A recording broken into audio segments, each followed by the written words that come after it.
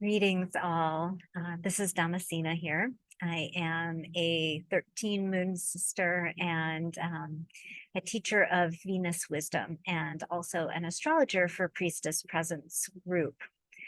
I decided today that I would come on video and make a transmission just because I am moving through a very heart tenderizing time. And I thought video would be a really beautiful way for us to connect. I'm sure you all have noticed that in terms of the astrology, ever since the summer, August, when Venus made her conjunction with the sun and began her new cycle, the energy has been extremely intense.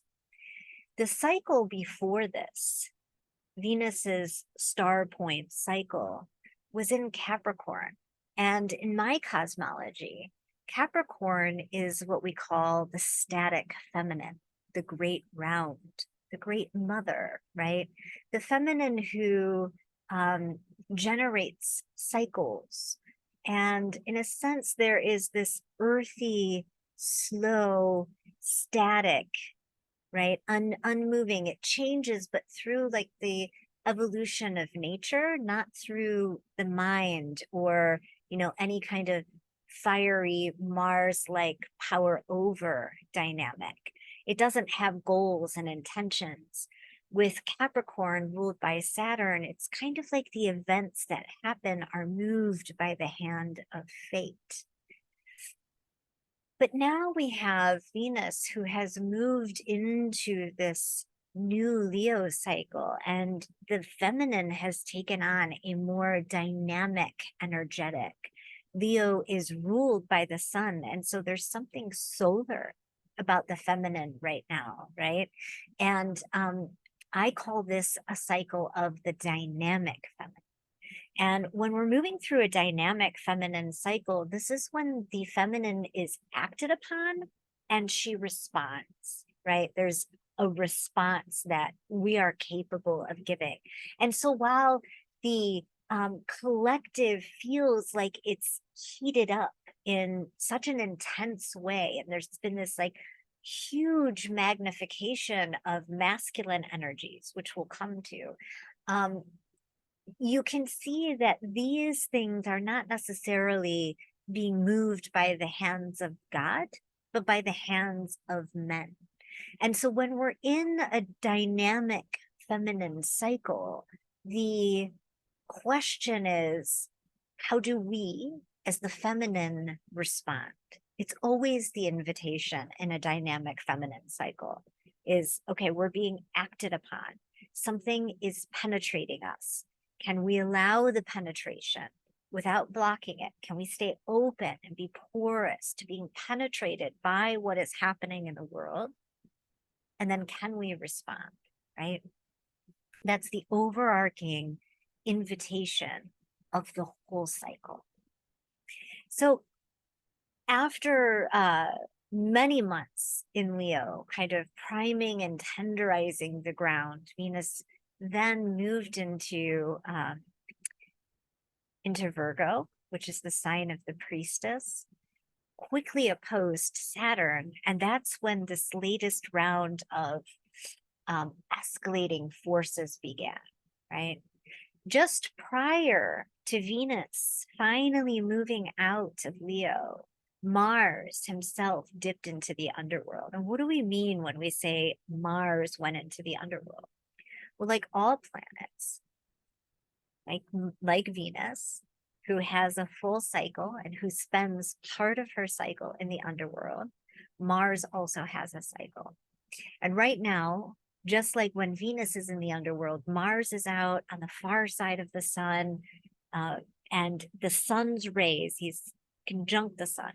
The sun's rays have occulted the rays of Mars. And so there's this sense of Mars being absent on the planet.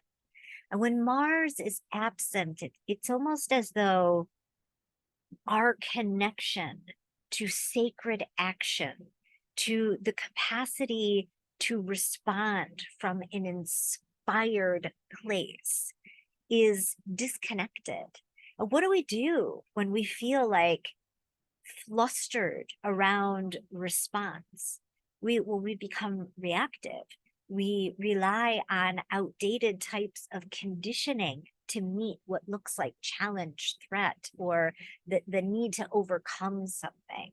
It's where bravado and machismo come up, like ego-based ideas of how a masculine or yang like energy would respond. It's like there's this mental component being a stand-in for inspired masculine action, right? And so Mars is in the underworld for quite a while, just like Venus, when she goes into the underworld, is in the underworld for a while. And when Mars is in the underworld, we say Mars moves from a sort of service to self element, and he goes through an alchemical process while he's in the underworld, while we're disconnected from him, and he emerges in a more service oriented way on the other end, and he'll leave the underworld in the beginning of January.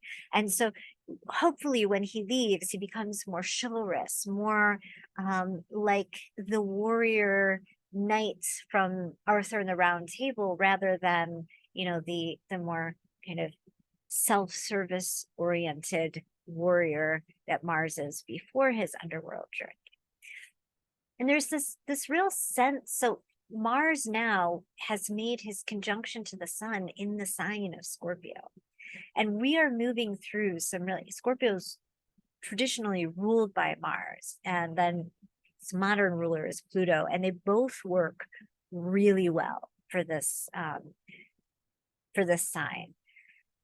With Mars here, we need to sort of draw upon the fact that Scorpio is a feminine water sign, and this is Mars' nighttime domicile. And so when you bring in those extra components, you understand Mars a little bit better in the sign of Scorpio. There's this sense that, there's something occulted or hidden here. Scorpio is a sign of revelation. And as Mars and the sun have been making a conjunction here, Mercury has moved through. And there's just the sense that there's something we can't quite put our finger on. I know we can all feel it. It's like we're all being, face smushed up against the mystery, going, something isn't clear here. Something feels very foggy, very off, very underhanded, very scorpionic.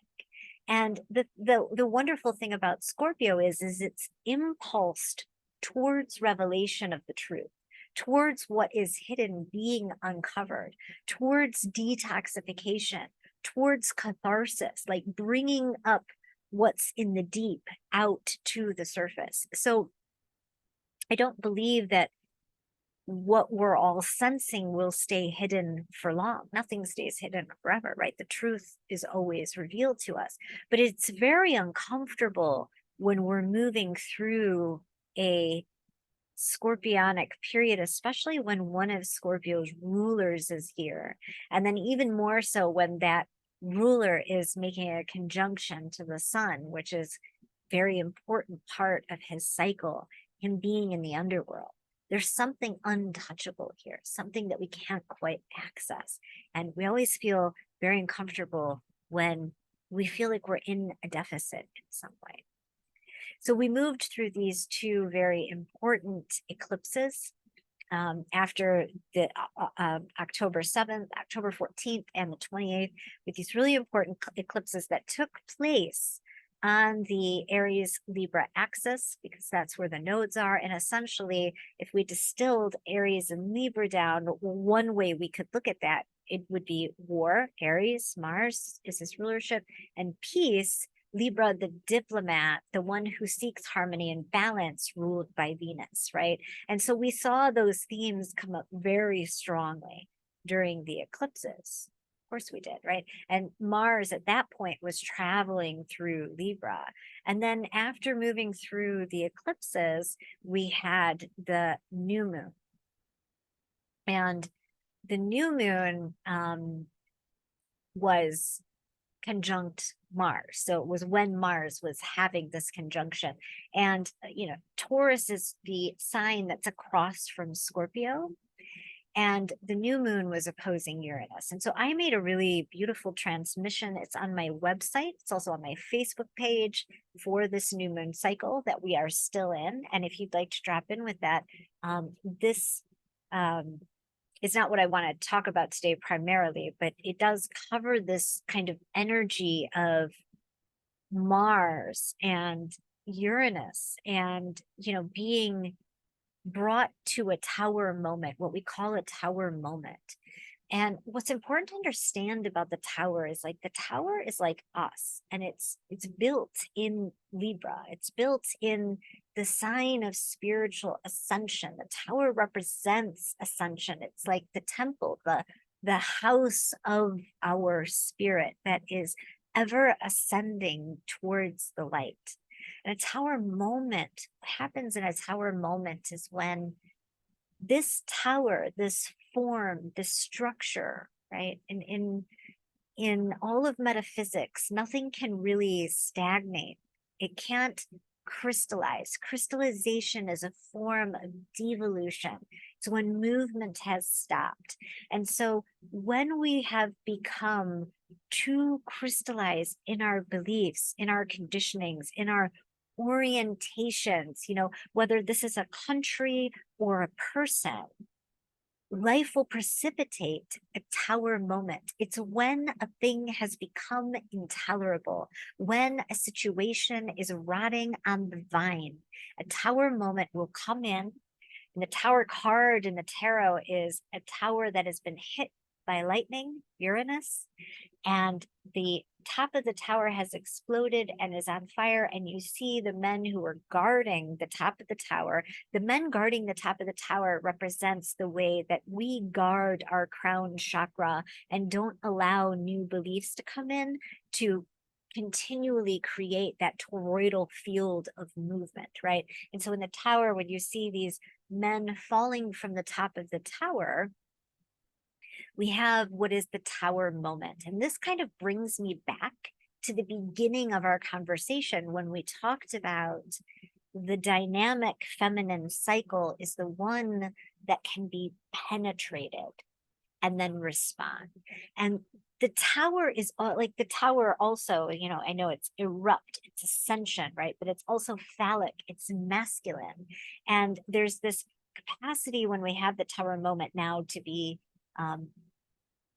penetrated, impregnated, infused with just chthonic, deep, primordial life force, erotic energy, right? And this energy has a potency. It doesn't necessarily have a mental direction. It doesn't necessarily at first being mentally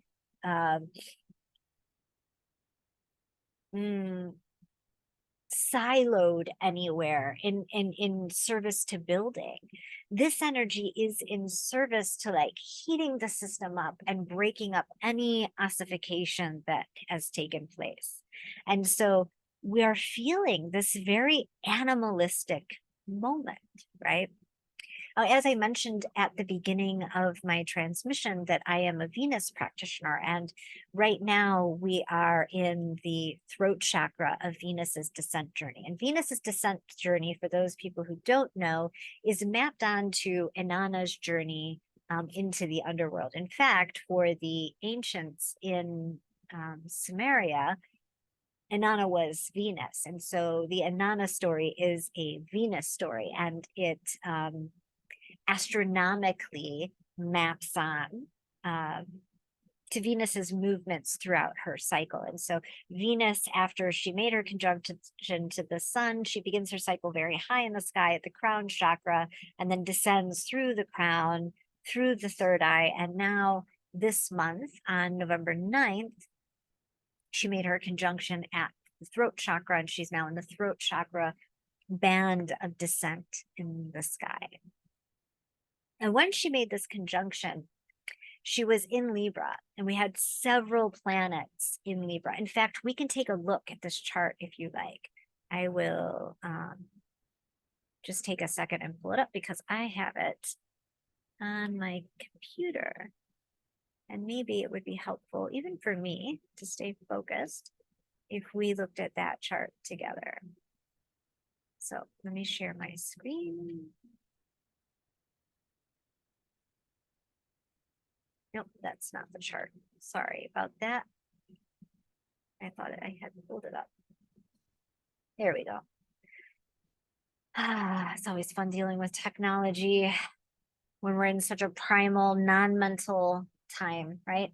So this is the chart for Venus's throat chakra. And remember, in every moment, there's a chart that's being generated. And so when Venus here makes her conjunction to the moon, this generates like a birth chart for the month. And so this is the chart that we work with. And we look at the themes of this month. And as you can see, in this month, which this chart for Venus's gate was generated just before the new moon in Scorpio.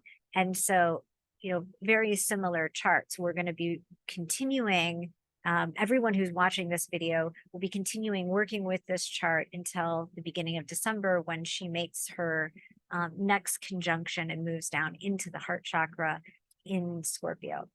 So anyhow, we have, as you can see, a ton of Libra in this chart. And what's been interesting for me is that every chart I have pulled recently for an important event, right? Anything that has come up that's been something interesting to look at. Like I pulled a chart for October 7th and the date that all of this geopolitical stuff happened. And the chart had the ascendant of Libra. It's like again and again, we're being pointed back to Libra. And Libra as a sign, as an energetic, has a lot to do with the values of the high heart. Saturn is exalted in Libra. And when you put Saturn and Venus together, you create that kind of idea of Mott, like the heart weighing less than a feather in order to be given access to the underworld. Saturn elevates our values almost to an aesthetic sense. And there's this real sense of having morals and values here and things being, in a sense, karmically high stakes. Like the idea of judgment, of Libra being associated with the tarot card judgment. Judgment is essentially, I'm sorry, it's the scales of justice. I apologize. But this idea of balancing the scales of justice. So in the tarot, it's justice. My brain just went, that's not right what you're saying. So I apologize.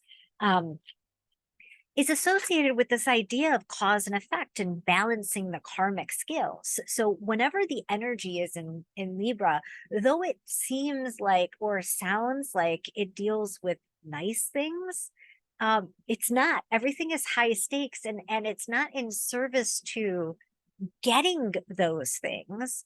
It's in service to the struggle, the wrestle, the grappling that happens in order to achieve that sort of purity or perfection of the aesthetic or ascension type themes. So when we say that Libra is about balance, harmony, love, relationships, those all beauty, proportion, those all sound like nice things, but it's not really about us just being gifted with the perfection of those. It's about how do we get to that place?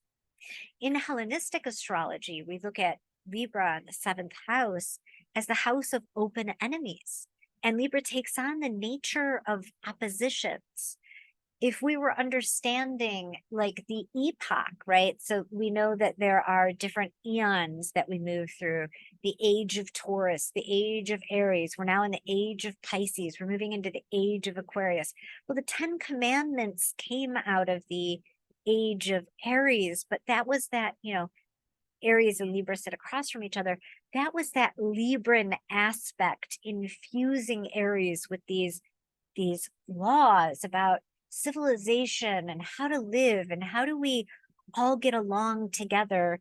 Libra prizes cohesive cultural, societal movements, agreements, things that help us live a just, moral life in harmony and balance, right? So we're starting to see that the theme of Libra is not easy. It's where we struggle. It's where we really grapple with, looking at something complex and difficult and going, what are our morals here? What are our values and how do I stand on those values? Venus has to do with values, right? In addition to all the other things that she rules when it comes to Libra.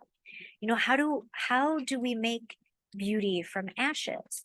And so, Libra is an air sign, and there is something exceedingly like lofty and intellectual and almost like there wants to be a sophistication here. It's like the birthplace of where, Gemini is our first sign, and it deals with duality and black and white, and it's ruled by the Lover's card. It's kind of like this first stop in the air triplicity of consciousness. And so our mind is just able to explore all these different facets. And then next in the air triplicity is Libra. And so it's where now the mind wants to begin to organize these different facets into something that makes the world more beautiful, more lofty. And so you can see how in Libra there's this sense of like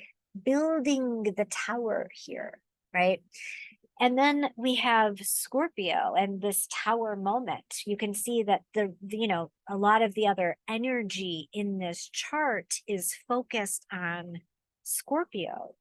And Scorpio is very primal. It is, and then plus we've had this tower moment now kind of knock out all of these structures. And so, on the one hand, part of the energy in the collective and part of what we might be feeling is that struggle, that grappling with what our values are, what we're looking at, where do we stand, how do we take a stand, how do we take a stand for justice, all of these themes. And then there's this like rushing primal, and every time we think we stand somewhere, something new comes in to knock us off that stand. And there's something that feels very chthonic and chaotic with Scorpio, very fiery and almost primordial, right? Like we're in totally new terrain. We've been dropped in the pool of the mystery. There's this sense, I really like using the analogy of lava for Scorpio because, Mars is fiery and Scorpio is water, it's feminine, right?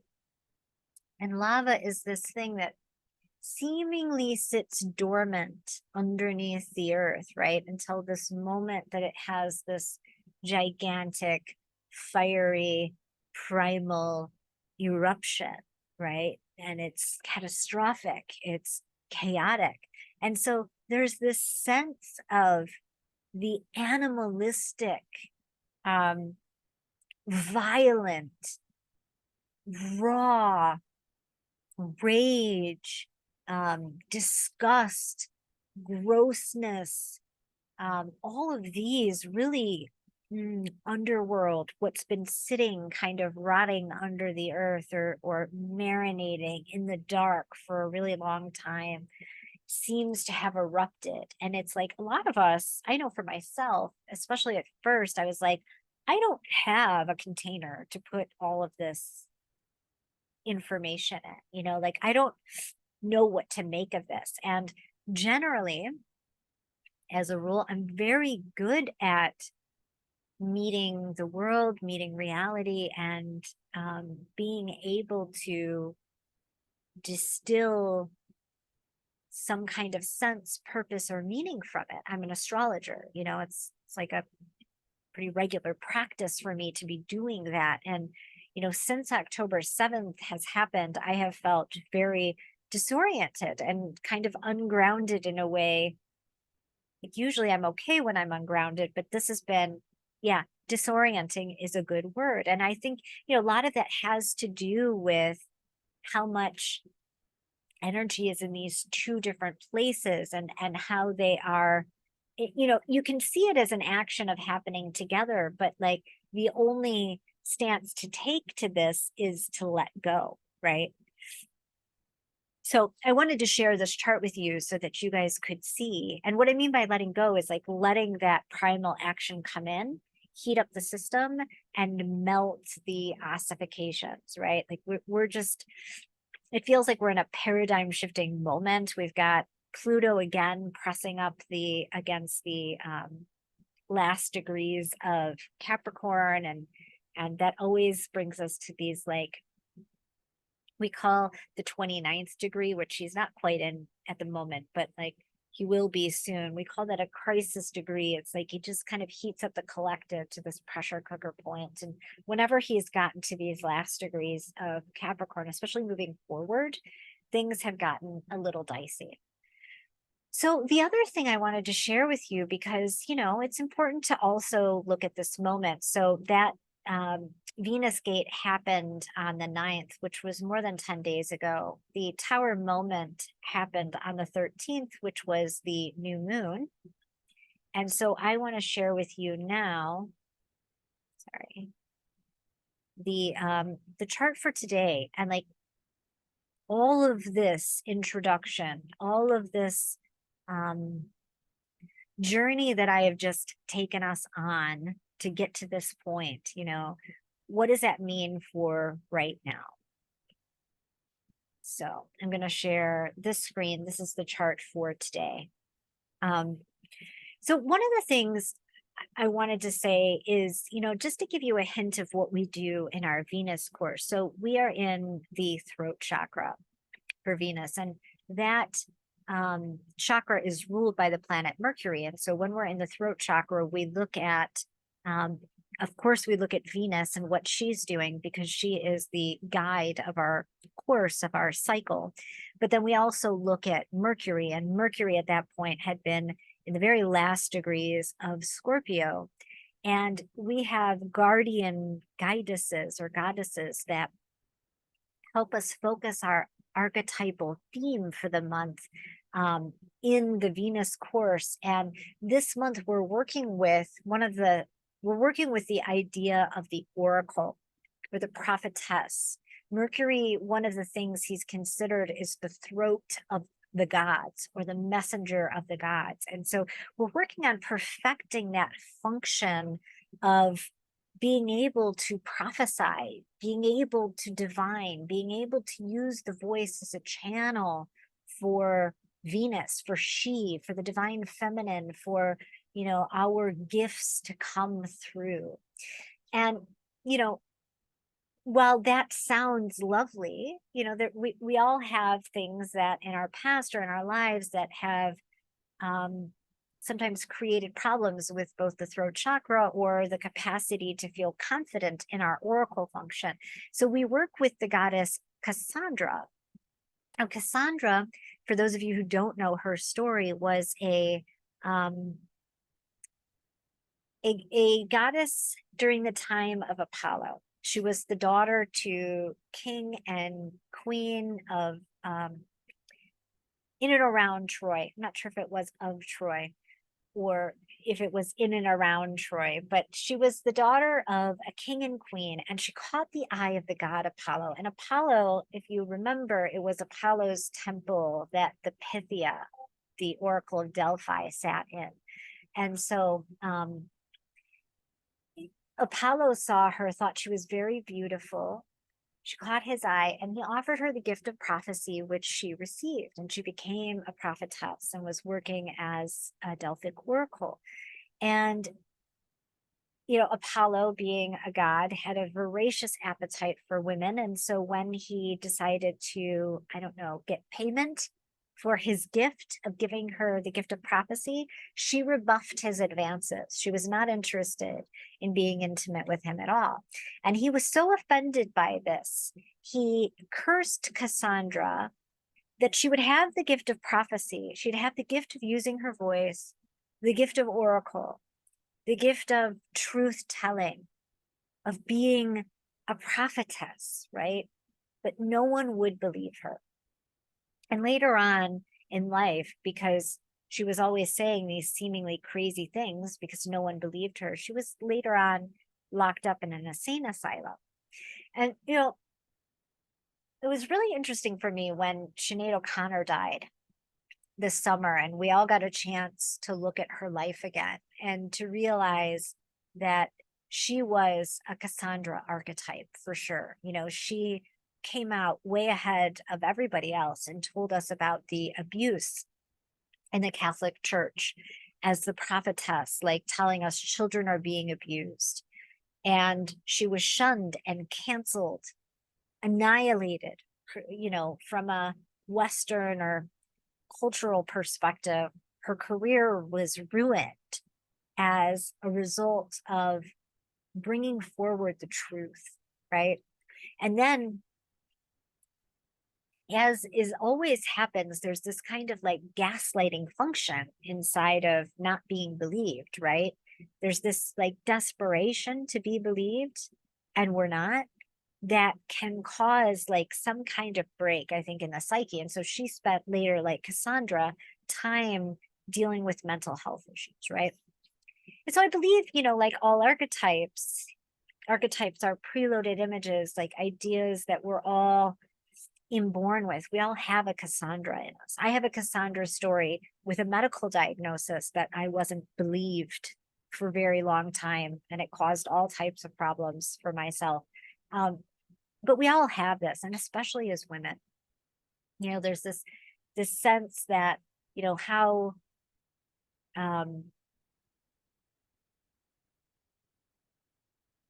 there's this sense that like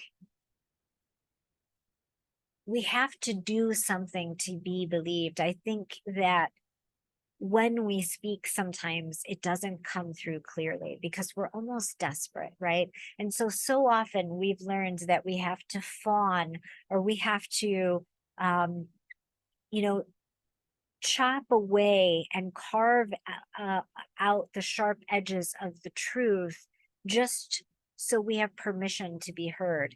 In my course, we had a meeting the other day, like a circle group that we got together and talked. And one of the women in the group, and she's just generally so wise and insightful, she talked about the sheer exhaustion, right, of what it means to be a woman today and to have to go through all of the emotional labor of just simply being heard. And I know we can all relate to this. You know, it's like the wounded prophetess function of that, like feeling like we're speaking the truth, feeling like even in a relationship where we tell our partner, you know, this is what's true for me, this is how I'm experiencing it, you know, and they're like, no, you shouldn't be feeling that way. Or you know, it's like we're consistently running up against that. So part of what we do in the throat chakra and what we work on when we work with this archetype is to kind of clean up our language and to get our soma, our body, lined up, our authority, right? Our Mars or our solar plexus, our authority to back what the throat is saying so that it comes out really clear and we don't go into these kind of like wounded inner child or damsel or fawning or all of the other things that we think we have to do in order to be heard. Because when women have in the past traditionally stood up and spoken strongly, like Joan of Arc, or like Lilith, or like Magdalene, you know, we've been projected upon and it's made us very unsafe. And we've either been projected upon as being hysterical, right, and been locked up in institutions, or as whores or witches and things like that. And so, it's a really beautiful time to practice being an oracle, putting the clarity and authority behind your voice, lining yourself up so that what you're saying is very clear and comes out without any hooks or any affect placed upon it. So I wanted to mention that because I think, we're moving through some very, very sticky energy, right? And it does feel like we are on the brink of a paradigm shift. And given that, I think it really behooves all of us to get in touch with our own gnosis and be our own oracle, our own prophetess, instead of looking outside of ourselves for a savior or somebody else to tell us what our truth is or what's happening in the world, right? This is something that we all need to be developing ourselves.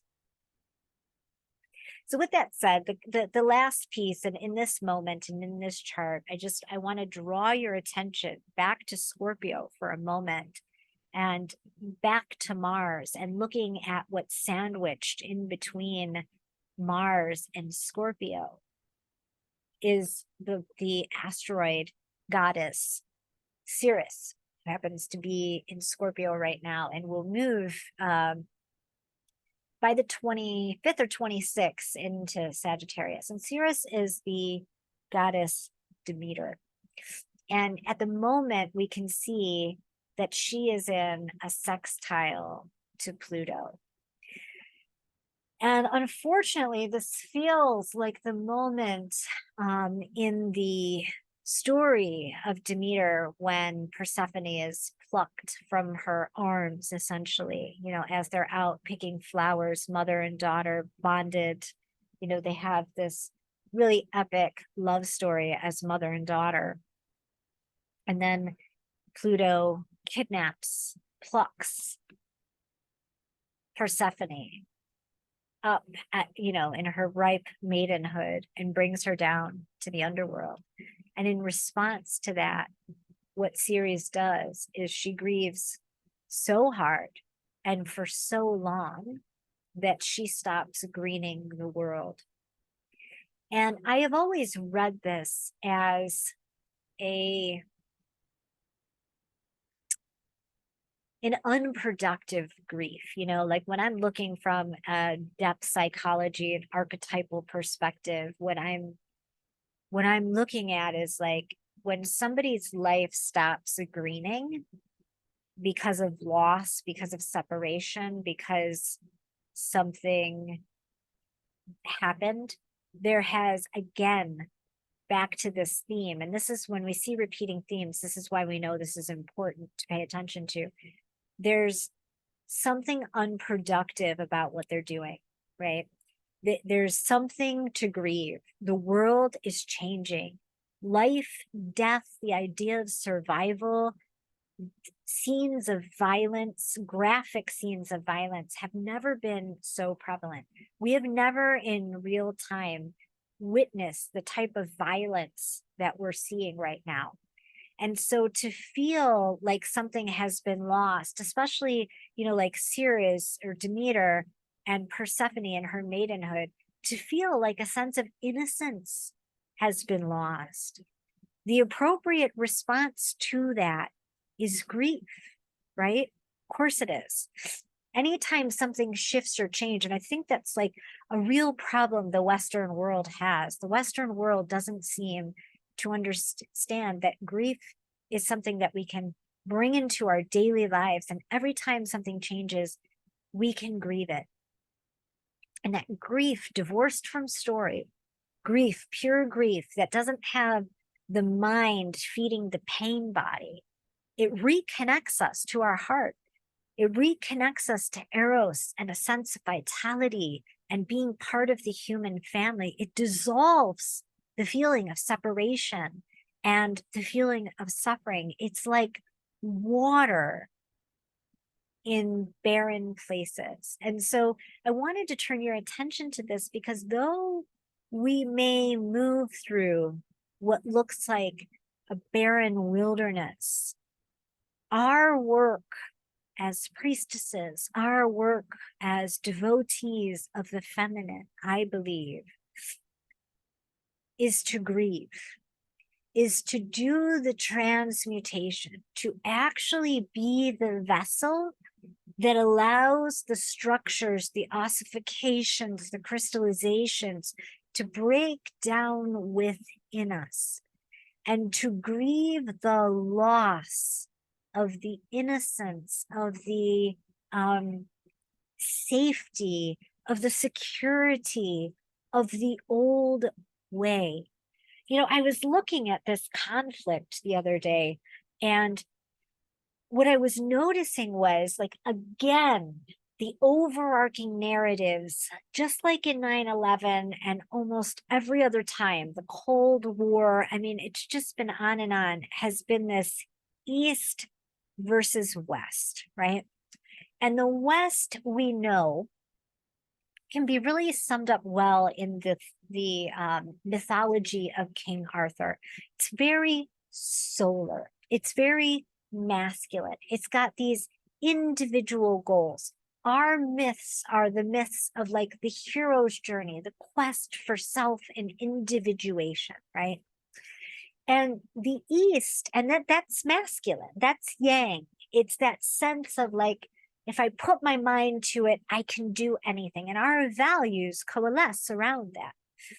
And then we've got the East that is far more tribal, which is the moon, the ground of the undifferentiated feminine. It prizes social structures, the coalescing of cultures, the duty to family and to ancestors and to lineage and to the group, in a sense, far more than the West does. The West prizes accomplishment where the East prizes care, right?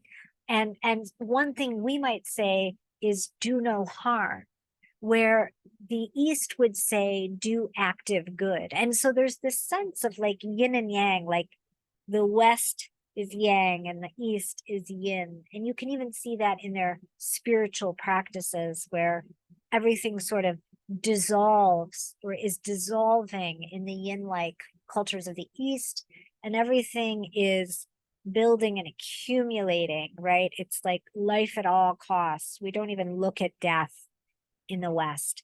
And what I think is happening is this West East, or what I hope is happening, kind of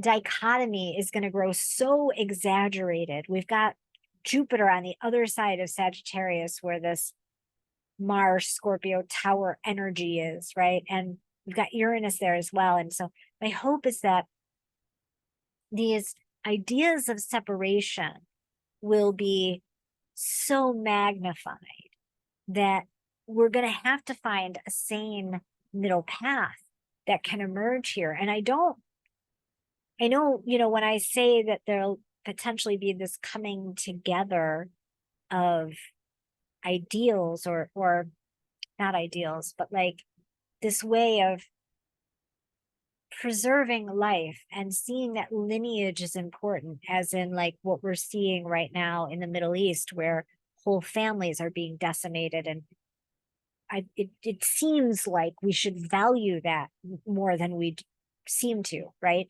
And so like to prize that life and culture and continuity and that sense of lineage, and then also prize the sense of individuation and individuality and diversity and accomplishment. Like it seems like we could bring the feminine and masculine and create a culture that's more holistic, right? But what I'm not talking about is globalism. I don't want to see, I'm not like necessarily a apocalyptic person that thinks that, an antichrist and one world government would be any kind of good idea. However, this is why it's really important we stay conscious, right? That these huge sticky energies don't knock us out completely. So Yeah, again, leaning into the grief, understanding that the grapple, I'm just going to go over a few things that we talked about. The grapple is important. The feeling like, yes, I need to center and stand in my values, and that is important. And also feeling the shifting of those things and how those things are on shifting sand, and just being sort of malleable to it. The overall invitation of this Venus cycle being penetrable, like actually letting down the shields of our heart and allowing the devastation, the destruction, the chaos, the sadness, the violence, all of it to penetrate us. I mean, in titration, in tolerable degrees, but to not block it out through bypassing, through only talking about peace. While peace is important, and I don't want to negate that, I just, sometimes we go there without feeling all of the other feelings. And so the energy is certainly calling us into feeling everything. Venus is calling us into that. And so, answering the call of the overall Venus cycle. And then also, as we're in the throat chakra, really grounding in our own gnosis and being weary of false prophets, and being skeptical, a bit skeptical about what we believe is the truth. For one, from a very rational perspective, there's always a fog of war when we're in war. And for two, Neptune is trining all of this Scorpio energy in Pisces. And so that can add a sense of just feeling unclear or unfogged. And so, really before you take a stand or, feel like you're ready to, and by stand, I mean stop and crystallize somewhere, right? Like plant something in the ground, to just be sure you're very clear of what that is. And right now, it's okay to not know. The energy says we don't know. The astrology says we don't know. And so I want to give us all permission to be deeply in the unknown, to be in the grapple, to be playing with our own gnosis, and at the same time to be grieving, transmuting, catharting all of this really, sticky big energy through us. So I've talked for a long time, but I am so glad that I got the opportunity to drop in heart to heart with you guys. It just feels really important that we are gathering, that we're feeling each other, that especially with the throat chakra, I mean, part of the medicine of the throat chakra is like, how do I communicate my heart to you so that you feel me inside of that communication, so that it's not businesslike, so there's not a veil between us? How do you really feel me? How do I feel to you?